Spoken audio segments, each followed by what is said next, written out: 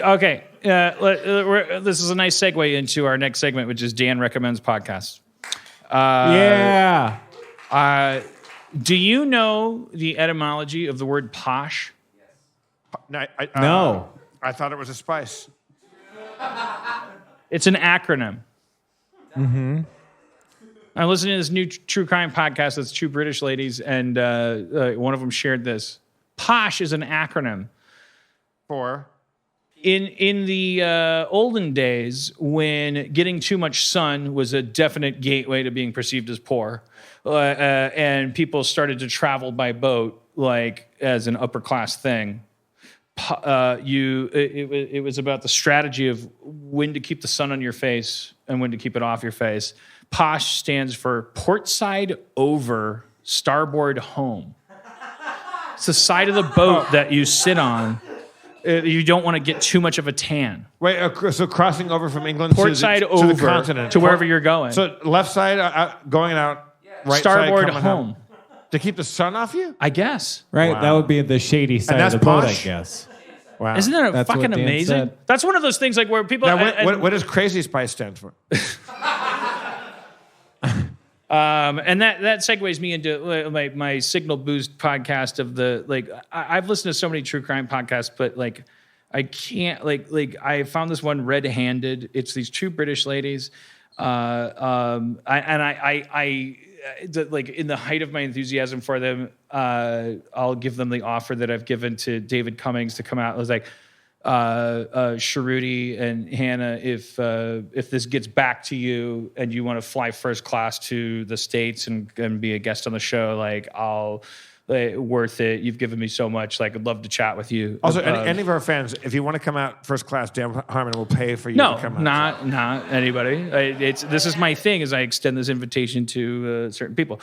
It's just such an amazing. In this world of I don't know when true crime is going to hit its peak. I think it's so funny. Me and Cody listen to true crime podcasts. It's all we do. We gobble them up. We run out of everyone. And every single one is on a different podcast network, and every single podcast network has advertisements for different ones where they're like, "Hey, just a couple words from some of our friends." And it's I can't. It seems like there's got to be more true crime podcasts than there are people willing to listen, or that have ever been murdered by anything. And it's so. But I haven't hit my peak. I just keep going. All right, let's listen to them. These advertisements. The one thing that's really funny to me is I kind of want to grab people and shake them and go, please stop pretending this isn't ghoulish. I guess the new wave is hey, we're going to talk about true crime. You're going to hear about strangulation and rape and murder, but it's because victims need not be forgotten. They put this twist on it where it's we're doing a service. I'm well, maybe you are, maybe you're not, but come on. That's not what this, come on. I mean, I'll go to sleep on my couch and watch some Datelines, but I cannot do the Keith Morrison, the fucking guy. I fucking want to. I feel like perfectly good podcasts about people getting murdered didn't it happen? Are ruined by people that are oh, well, we should make sure. I'm going to keep doing my Keith Morrison impression while you're talking. That's wonderful. But is it good to do a Keith Morrison impression while Dan Harmon is talking? Yeah, we don't know. Well, maybe it's not. I listened to this. But is it good to do it again? The world may know. I've been listening to this podcast called The Dream Podcast, and I recommend it highly. It's about multi-level marketing and how it affects people, and it's crazy. It's apparently all a big scam. The only reason it's still around today is because there's this big court case that the people were about to go to jail, but they had deep ties to the government and stuff. So they kind of got the court case thrown out.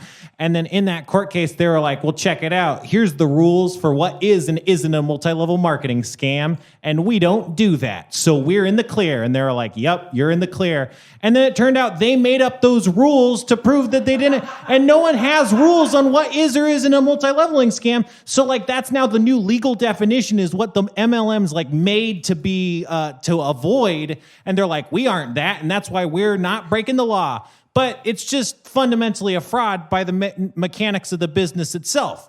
And the only reason that it can't always be prosecuted is because there's not always sufficient evidence to prosecute businesses and stuff. But it's all fundamentally a fraud. And it's crazy because it's like, it's all this crazy capitalist stuff where everyone's just like preying on people as a business, and it gets into like sexism because there's all these men who prey on women and get them involved, and so they're making money for the men, but it's secret, and so it's like this weird thing that affects like women, and I don't know, it takes money out of both sides of the family. It's just this really insidious thing that seemed to completely grasp all of American business and now American politics, and it's I don't know. It's like you find out like every problem we have is kind of all connected to the same problems, and it's like, holy shit. So the idea that we aren't able to recognize what is essentially a not even capitalism, it's like a pyramid scheme, or yeah, well, that's the thing is that like the multi-level marketing companies that have gotten away with it for so long have basically integrated. Have basically. We could make that work. We just need to keep it rolling for long.